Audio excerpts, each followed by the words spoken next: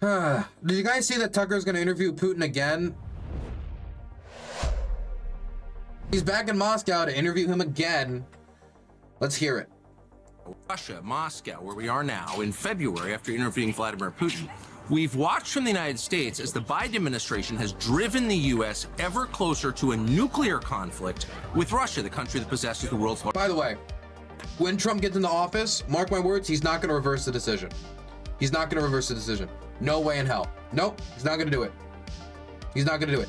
Mind you, if Tucker's consistent here, first day of the administration, he should be railing against some changing. You know why he's not going to change it? Because it's leverage. And it's leverage from a line that was crossed that shows that it was not a nuclear red line. It wasn't. It wasn't.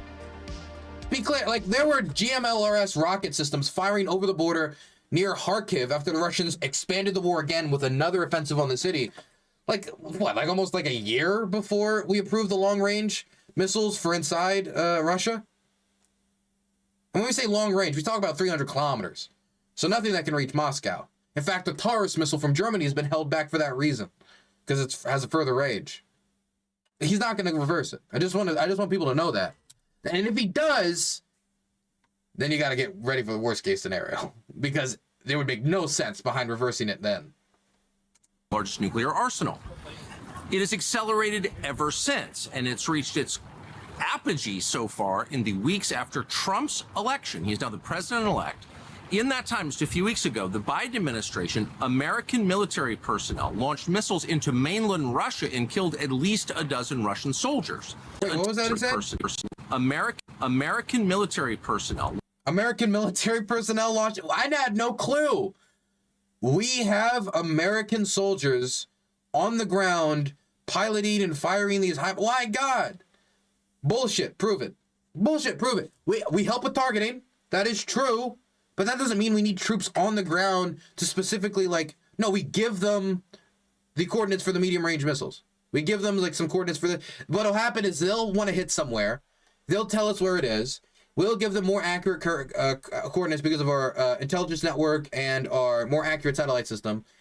And then they'll fire a few minutes later at that target with the new, maybe slightly more accurate coordinates, if they can get that. I had no clue our troops had entered the conflict. Wait, if that's true, then does that mean that American soldiers on the ground is not a red line for nuclear Armageddon or even attacks against the United States directly? I mean, that would have to be the conclusion, no? Launched missiles into mainland Russia and killed at least a dozen Russian soldiers. So we are, unbeknownst to most Americans, in a hot war with Russia. Guys, it's war! It's war! We had night's war! It's war time! That's it, Chris. It's war. War has broken out. This is war. That's it. Yes, it's war. From now on, the day-to-day will be providing the most immediate coverage of any war ever fought. On the front line and in your face, Donald Bethlehem. Standing by, Douglas Hurd. The day-to-day smart bombs have nose-mounted cameras. This is Smart Bomb Stephen, and that is Susanna. Look, come on, man. You gotta treat this with some seriousness. You need to treat this with some level of basic reporting dignity. What a hot war with Russia. Okay, to be clear, then Russia was in a hot war with the United States during Vietnam. It wasn't a proxy war. It wasn't them supporting rebels, because they were testing their air defense systems on American troops in Vietnam. They were. So my question to you, if they were sending these weapons and these weapons were being fired, is this a hot war with the United States? No. Even if our troops were on the ground, literally operating the systems and firing them, that would not mean a direct war with the United States. That wouldn't necessarily mean a direct war with the United States. But putting that aside, because there's a lot of covert wars and stuff like that, when you say hot war, you're implying something. Oh my God, we're at war. Even if we were to buy this, you could call it like we had CIA guys in fucking Afghanistan handling out weapons off the back of Chinese mules to the Mujahideen. Is that a hot war? That's not a hot war. That's military aid. Even if he went along with them on a few raids, would that be a hot war? No, that'd be a few spies doing what spies do. It's just this is the problem. If we're already at a hot war with Russia, then what's the problem? Like, if, oh, this is what war is? If you do it, you're going to downplay what war actually means to people. This is the problem, is if you say war over and over and over again, and everyone looks around and everything's like the same and nothing's changed, and well, then damn. Guess the Russians are not all that powerful anyway, because it's one thing to be like, America is bringing us ever closer to a hot war, or America is, you know, giving them weapons that could provoke an action in response, or, you know, these are all things that at least make some sense, but like, but we're in a hot war with Russia. Okay, why not? Why not? Why not? Mazel tov. Undeclared war, a war you did not vote for and that most Americans don't want, but that is ongoing. By the way, you don't vote for, that's not how war works. You don't vote for war. There was not like, do we enter World War II America? Vote now. Enter in your phone. Code 555545, fuck the Germans. 555545, fuck the Germans. Vote now. No, that was the legislature that voted for war. But I mean, like, aid to Ukraine has been, the aid that was sent to Ukraine was congressionally approved. So, sorry. And because of that war, because of the fact that the U.S. military is killing Russians in Russia right now. By the way, who votes for war? What do you mean by vote for war? If you get invaded and you defend yourself, you didn't vote for a war, did you? Well, I didn't vote that we should fight back. That would just fuel the conflict. No. A war happens, a country gets invaded. We had a commitment from the 90s, the Budapest Memorandum, as well as other commitments we've made. Not to mention, like, the national security interest buzzword, right? That's not how war works. You vote for war. Vote for war. Do you think the Poles voted for war? War because of the fact that the U.S. military is killing Russians in Russia right now. We are closer to nuclear war than at any time in history. Again, it's everything's a Trumpism now. We're all gonna die, and then we don't die. But the next week it's we're all gonna die again, and the next week after we're all gonna die, and then we never die. Then we never die, and here we are. The Cuban Missile Crisis was closer. There was multiple times during the Cuban Missile Crisis where it was thought that they could have launched atomic weapons, and the pieces started falling into place for the response. We have not upped our nuclear readiness level. There's no, you can't say this is more. It's simply born of either ignorance or purposeful misinformation, trying to throw out to the people the idea that this could possibly be a higher threshold or a higher level than the Cuban Missile Crisis. Come on. Far closer than we were during the Cuban Missile Crisis. That would mean the elimination of Russia, the United States, and most of the rest of the world. We felt there must be someone behind the scenes in Washington working to make sure that this conflict doesn't become a nuclear holocaust. But we found out that no, in fact, there is nobody. Tony Blinken, the current Secretary of State, cut off all contact between the U.S. and Russian governments. This isn't true. Our military still has communication, and there's multiple back channels, so we can still talk to them. They still talk to us. What was it that Lloyd Austin said? I remember there was a question, like, I remember there was a Russian general that talked about, like, oh my God, I gotta find, it was from the new book that, oh God, I gotta play it. It's from NPR interview, God, war book? It's not war. Bob Woodward. Yes, Bob Woodward. I gotta find this NPR interview, because in this NPR interview, he says Lloyd Austin's statement, and oh my God. Open. There is no back channel. There interchanges I've ever learned the details. By the way, he just said there's no back channel. Bullshit. Bullshit, there's no back channel. The Russians know there's a back channel. We know a back channel. It's been widely reported that there's back channels. He's just like throwing stuff out there. He doesn't have any fact checkers, and nobody cares. He's already lied so many times. So the people who would leave him because he's lying to them have already left, so it doesn't matter. But I think this is it.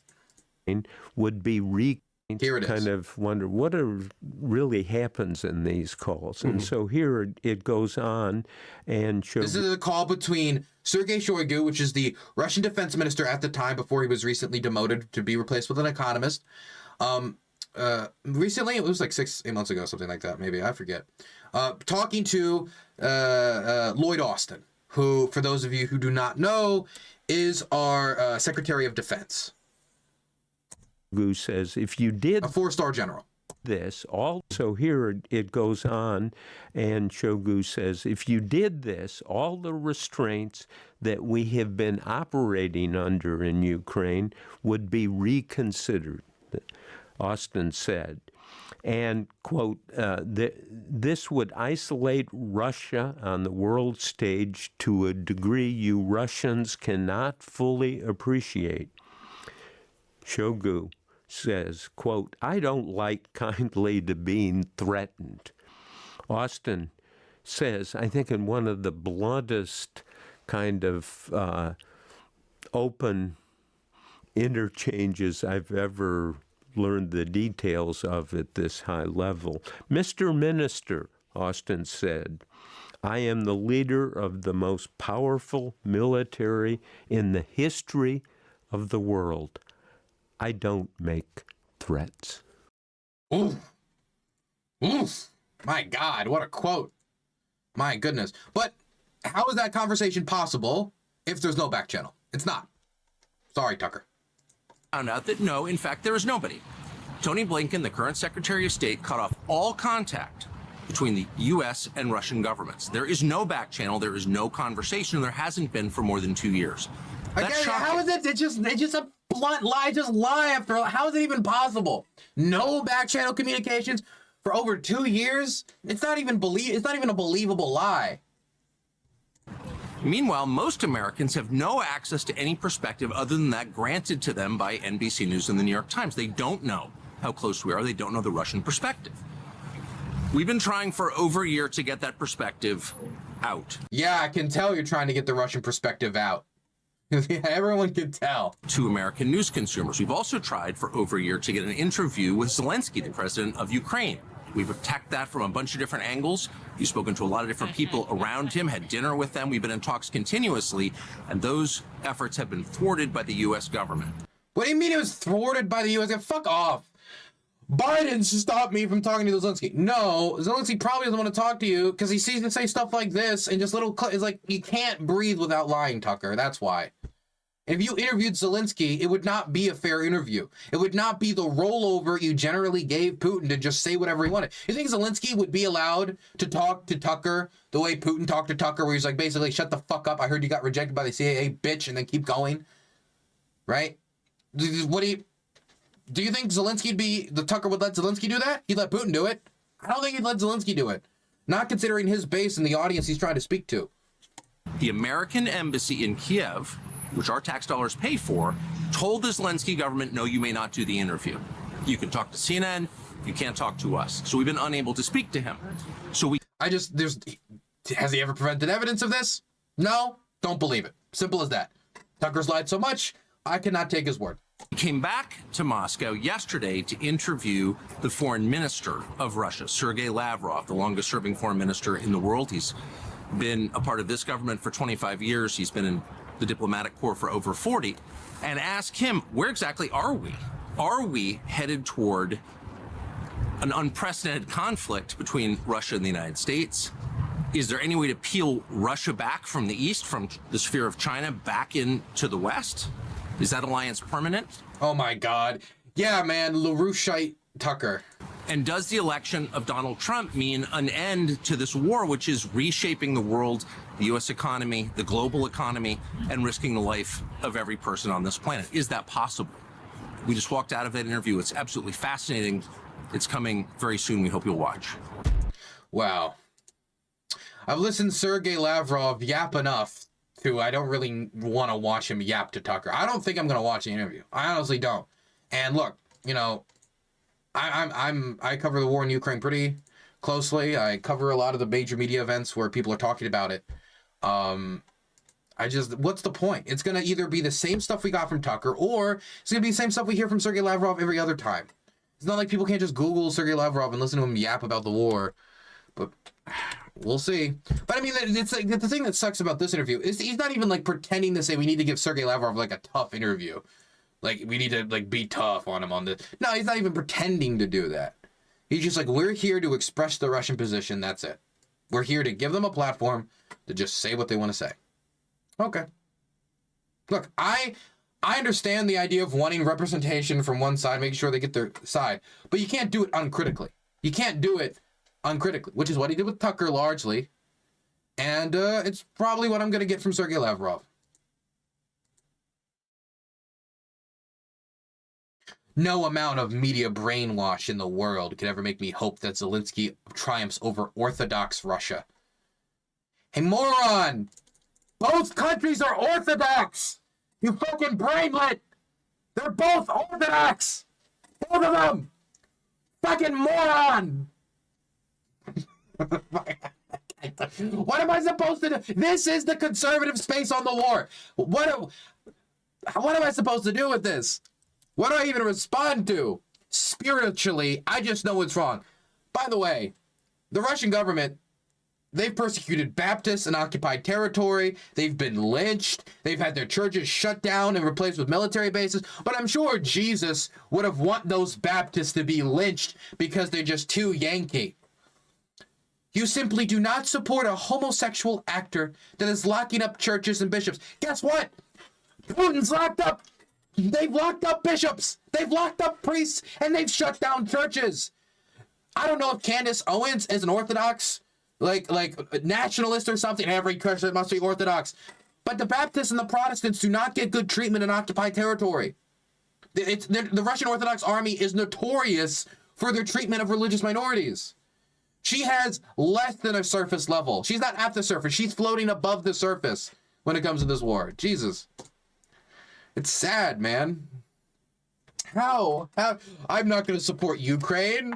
I'm going to support Russia, the country where 17% of their population goes to church and they have record-setting abortion rates. Yeah, I'm going to go to them to lead Christianity forward. Crocodile in hand. Fuck off. God, man, it's so garbage. What am I supposed to do with this? I wish it was like, look, I can talk to Larry Sharpe. Larry Sharpe is somebody who doesn't want to send aid to Ukraine, but I think has some principle.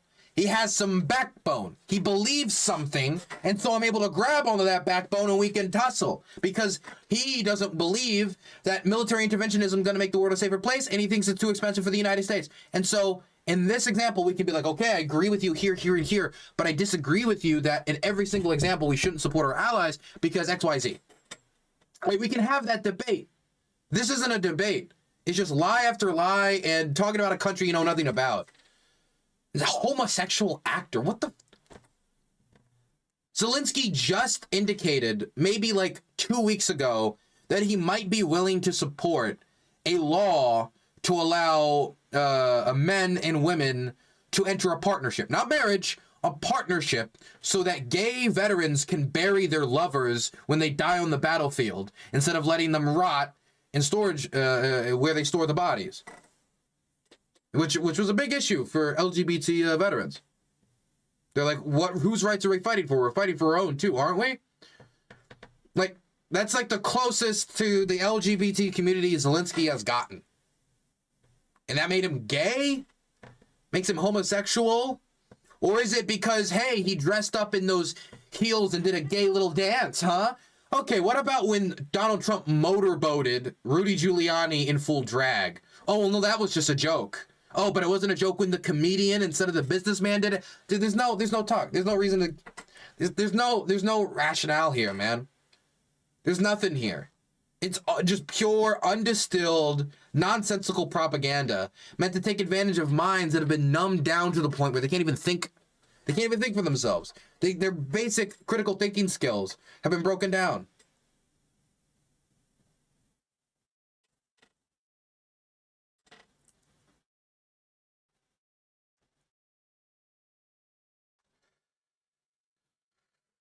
Ay, ay, ay. Boys, I have some bad news. By the way, I'm getting some Azov ads. Does anybody want to... Wait, no, this is Third Assault, actually. I think I remember. I saw these ads all over, like, billboards in Kherson. And there's another one where they're reaching their hand under the shirt of a woman. Is like, defend your woman or something. And there's a lot of low-key sexual Ukrainian military recruitment ads. It's weird. I think I have a picture of it somewhere. I wonder if I can find... No, I have a video of it. I can find the video of this thing. Where it's from my Kherson trip. Kherson, where's my Kherson folder? Kherson. By the way, I checked. I think I have we're approaching 10 terabytes of footage. I think I've said this before, but I'm saying it again. We're approaching 10 terabytes of war footage. Recorded over 3 years. So, we got a lot of stuff unreleased. Here it is. So weird, man. Okay, it's not weird. I know why they're doing it. I'm not a fan. Sorry, it was stormy that day. Look at this. Okay. Go kill the Russians. You will get the women. Understood. Message received. Message received.